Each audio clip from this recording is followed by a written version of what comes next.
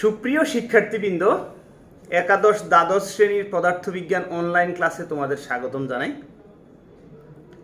আজ আমি পদার্থবিজ্ঞান দ্বিতীয় পত্রের সেমিকন্ডাক্টর ও ইলেকট্রনিক্স এর প্রথম থেকে কিছু আলোচনা করব।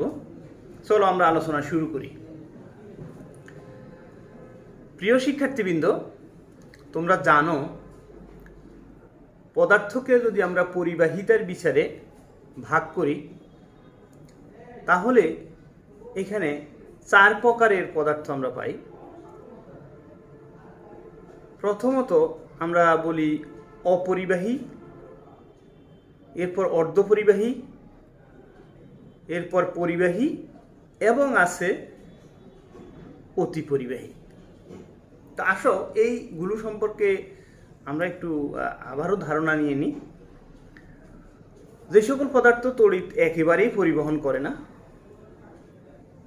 এমনকি তাপমাত্রার পরিবর্তন অর্থাৎ পদার্থকে উত্তপ্ত করলে কিংবা শীতল করলেও এর পরিবাহিতার কোনো পরিবর্তন হয় না, এ ধরনের পদার্থকে বলি আমরা অপরিবাহী।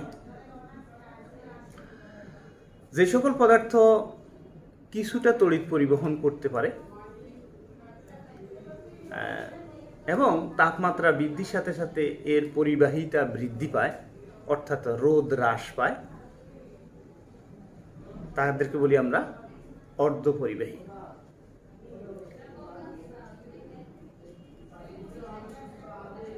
আর সেই সকল পদার্থের ক্ষেত্রে স্বাভাবিক তাপমাত্রায় তড়িৎ প্রবাহিত হইতে পারে এবং যাদের রোধ তুলনামূলক যাদের রোধ কম তাদেরকে বলি আমরা পরিবাহী।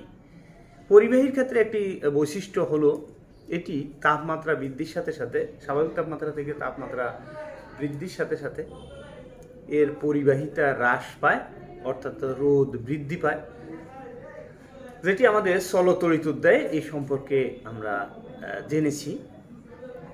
কেননা তাপমাত্রা বৃদ্ধির সাথে সাথে পদার্থের মধ্যে অণু পরমাণুর যে কম্পন, সেই কম্পনের বিস্তার বেড়ে যায়, তখন ইলেকট্রন চলাচলে বাধাগ্রস্ত হয়, যার কারণে ওখানে তাপমাত্রা বৃদ্ধির সাথে সাথে তড়িৎ পরিবাহিতা হ্রাস পায় এবং রোধ বৃদ্ধি পায়।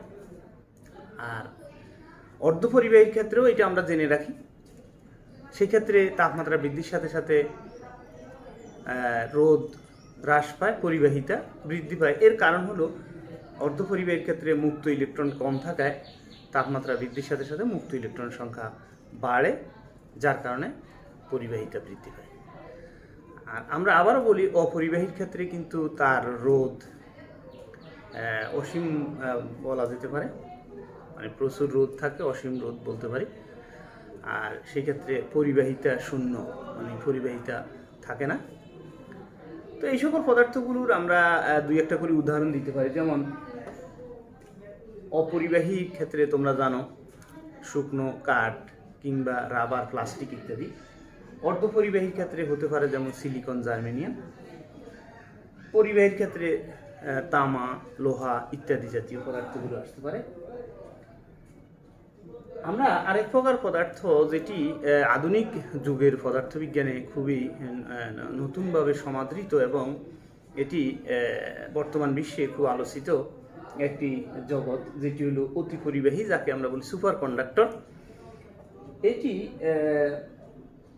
হলো যার যে সকল পরিবাহীর রোধ একেবারেই শূন্য, অর্থাৎ রোধ থাকবে না। তোমরা এখানে আবারও বলছি যে পরিবাহীর ক্ষেত্রে কিছু পরিমাণ রোধ থাকে, একেবারেই রোধ থাকে না তা না, পরিবাহী ক্ষেত্রে কিছু রোধ থাকে। কিন্তু অতি পরিবাহী যার রোধ শূন্য হবে, এরকম পরিবাহীকে আমরা অতি পরিবাহী বলবো। মার্কারি, যেটা আমরা জানি যে এটি 4.2 কেলভিন অর্থাৎ অনেক নিম্ন তাপমাত্রায় এটি অতি পরিবাহীর আচরণ করে, অর্থাৎ রোধ শূন্য হয়ে যায়।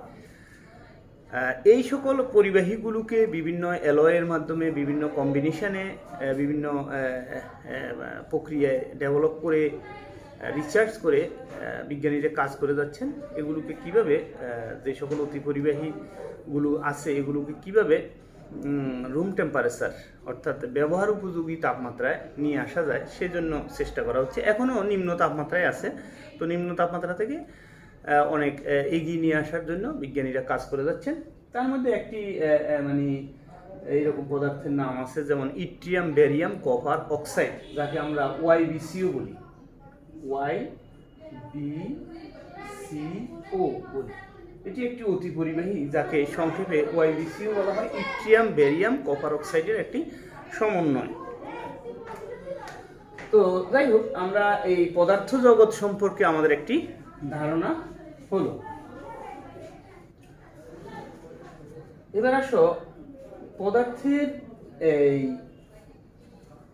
যখন আমরা পদার্থের বহিস্থ কক্ষপথের ইলেকট্রন, দ্যাট মিনস আমাদের যোজনী কক্ষপথের ইলেকট্রন কে আমরা যদি ভাগ করি, তখন আমরা এখানে ব্যান্ড হিসেবে ভাগ করলে 3টি ব্যান্ডে আমরা ভাগ করতে পারি।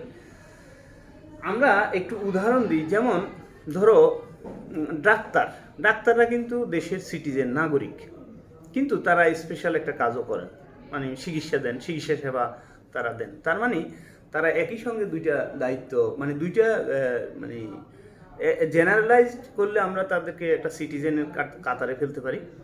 আবার যদি আমরা বলি স্পেশালি, তারা আবার স্পেশালি ওই জেনারেলাইজড পার্সন থেকে আবার স্পেশালি তারা ডাক্তারও বটে, মানে তারা আবার চিকিৎসা দিচ্ছেন। শিক্ষক, তারা সমাজের মানে রাষ্ট্রের সিটিজেন, জেনারেলাইজড করলে মানে জেনারেল সিটিজেন, আবার পাশাপাশি তারা শিক্ষকতা মানে শিক্ষা দিচ্ছেন। তো এরকম আমরা ক্যাটাগরি করলে যোজন ব্যান্ডের ইলেকট্রন একটা ব্যান্ড আমরা দল গঠন করতে পারি, যেমন আমরা জেনারেল সিটিজেন বলতে পারি।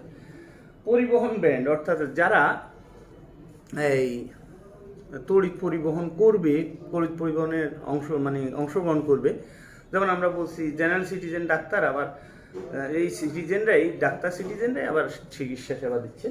তো ওই রকম পরিবহন ব্যান্ড ভুক্ত করলে, যেমন ডাক্তারদের একটা যদি আমরা ব্যান্ড গঠন করি, তারা এইরকম, তেমন করে আমাদের তড়িৎ পরিবহনে যারা অংশগ্রহণ করবে তাদেরকে নিয়ে পরিবহন ব্যান্ড হবে। পরিবহন ব্যান্ড এবং যোজন ব্যান্ডের মধ্যে যে সকল তোমার গ্যাপ থাকবে, পরিবহন ব্যান্ড এবং যোজন ব্যান্ডের মধ্যে যদি গ্যাপ থাকে, সেটাকে বলি আমরা নিষিদ্ধ ব্যান্ড। অর্থাৎ এখানে একটা নিষিদ্ধ যে জায়গায় এটি একটি গ্যাপ থাকতে পারে, এই গ্যাপটা আমরা বিভিন্ন পদার্থের ক্ষেত্রে বিভিন্ন রকমভাবে দেখব এবং বিভিন্ন রকমভাবে এটার আছে। আচ্ছা, এবার আসো এই যে ব্যান্ড তত্ত্বের আলোকে আমরা মূলত এই 3টি অপরিবাহী, অর্ধপরিবাহী এবং পরিবাহী, অতি পরিবাহী নিয়ে আমরা এখানে আর বিস্তারিত আলোচনা করছি না। আমরা এই 3টি জগৎকে নিয়ে আমাদের মূলত সেমিকন্ডাক্টর মানে হলো অর্ধপরিবাহী নিয়ে এই অধ্যায়ের পড়াশোনা বেশি আসবে। কিন্তু আমরা এখন এই 3 প্রকার পদার্থের বৈশিষ্ট্য ব্যান্ড তত্ত্বের আলোকে একটু দেখব। চলো আমরা দেখি। আমরা এখন যেটা দেখতেছি সেটা হলো ব্যান্ড তত্ত্বের আলোকে পরিবাহী, অপরিবাহী, অর্ধপরিবাহী এবং পরিবাহী বৈশিষ্ট্য। তা আমরা এদিকে শক্তি দেখিয়েছি, আর এদিকে কোনটা কোন মানে ধরনের পদার্থের জন্য চিত্রটা, তাহলে উপর দিকে আমরা শক্তি ইলেকট্রন ভোল্টে দেখিয়েছি, ইলেকট্রন ভোল্ট। আর এগুলো হলো 3 প্রকার পদার্থের বৈশিষ্ট্যকে আমরা দেখানোর জন্য 3টার নাম লিখেছি। আমরা যোজন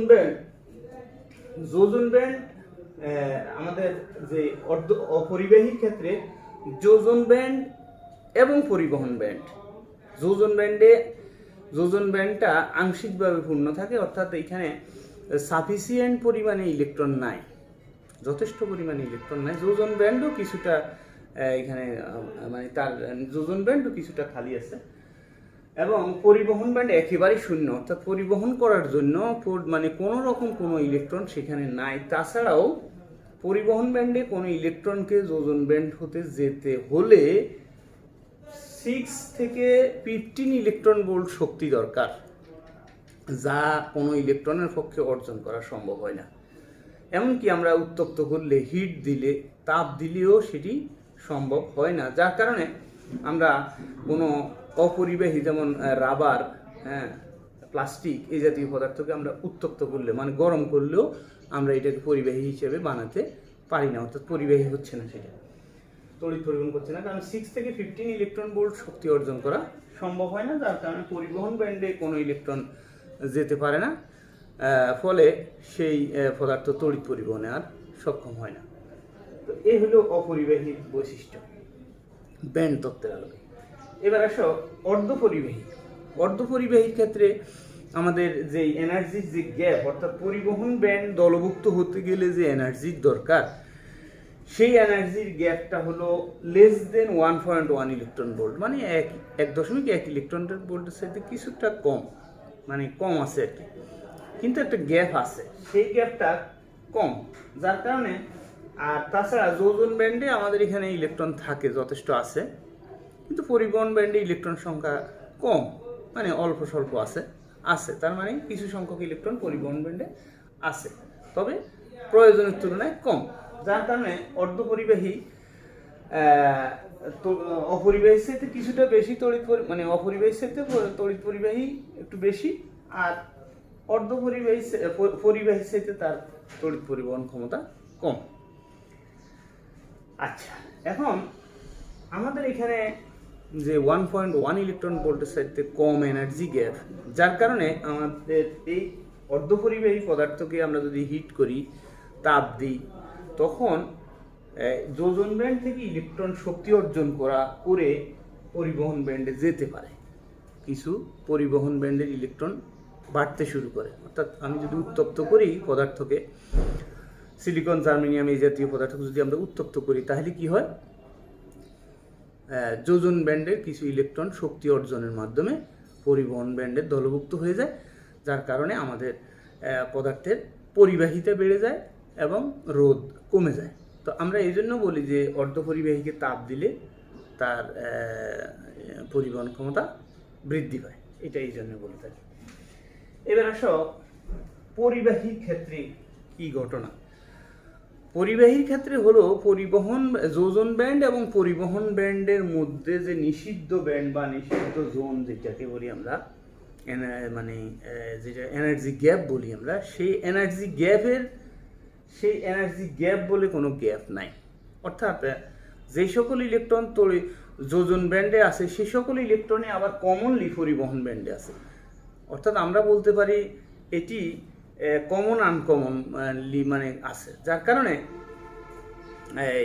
আমাদের তড়িৎ পরিবহনের জন্য পরিবহন ব্যান্ডে ইলেকট্রনের কখনো অভাব হয় না। অর্থাৎ ইলেকট্রন এখানে যথেষ্ট পরিমাণে আছে, যাদেরকে আমরা মুক্ত ইলেকট্রন বলে থাকি। আসলে এই মুক্ত ইলেকট্রন বলতে এই সকল ইলেকট্রন অতি অল্প শক্তিতেই, অতি অল্প মানে বিভব বলবো, তড়িৎ বিভবেই তারা গতিশীল হতে পারে বা তড়িৎ পরিবহনে মানে ভূমিকা রাখতে পারে অতি সহজেই। তার মানে আমাদের পরিবাহীর ক্ষেত্রে মুক্ত ইলেকট্রন বা আমরা যোজন ব্যান্ডে পরিবহন ব্যান্ডের ইলেকট্রন যথেষ্ট পরিমাণে আছে, এবং এখানে অ্যাভেলেবল ইলেকট্রন আসে যারা মানে এখানে এনার্জি গ্যাপ নাই, যারা আমার পরিবহন ব্যান্ডে আছে তারাই আবার যোজন ব্যান্ড, আবার যারা যোজন ব্যান্ডে আছে তারাই আবার পরিবহন ব্যান্ডে কাজ করছে। তাইলে এখানে আমাদের ইলেকট্রনের কোনো ঘাটতি নাই, প্রচুর ইলেকট্রন আছে, আমরা অতি সহজেই তাই আমরা পরিবাহী দিয়ে তড়িৎ পরিবহন করতে পারি। তো এখানে ওই যেটা বললাম, মূলত আমরা যখন তাপমাত্রা বৃদ্ধি করি তখন কিন্তু তড়িৎ পরিবাহিতা হ্রাস পাওয়ার মূল কারণ হলো যে আমরা বলি যে পদার্থের মধ্যে যে এগুলো আছে, পরমাণুগুলো আছে, এগুলোর কম্পন, আমরা জানি কম্পনরত অবস্থায় থাকে। পরমাণুর যেই পরমাণু বা অণুগুলো যে স্ব অবস্থান আছে সেখান থেকে কম্পন ভাইব্রেশন থাকে, সেই ভাইব্রেশনের বিস্তার তখন বেড়ে যায় যদি আমি হিট করি, তখন ইলেকট্রনের অভাব হয় না, মূলত ইলেকট্রন চলাচলে একটা বাধাগ্রস্ত মানে হয়, যার কারণে মানে তাপমাত্রা বৃদ্ধির সাথে সাথে এর একটু রোধ বৃদ্ধি পায়, তার মানে পরিবাহিতা হ্রাস পায়। কিসের? পরিবাহীর ক্ষেত্রে। এই জন্য পরিবাহীর ক্ষেত্রে তাপমাত্রা বৃদ্ধির সাথে সাথে তার পরিবাহিতা হ্রাস পায়। তো আশা করি আমরা যেই আলোচনাগুলো আজকে করলাম সেগুলো তোমরা বুঝতে পেরেছো। তো তোমরা আজকের এই আলোচনাগুলো একটু বইতে দেখে নাও, পরবর্তী ক্লাসে আরও বিষয়ে আমরা নিয়ে আসবো। তো আজকের মতো এখানে ক্লাস শেষ করছি। তোমরা ভালো থাকো, সুস্থ থাকো, আল্লাহ হাফেজ।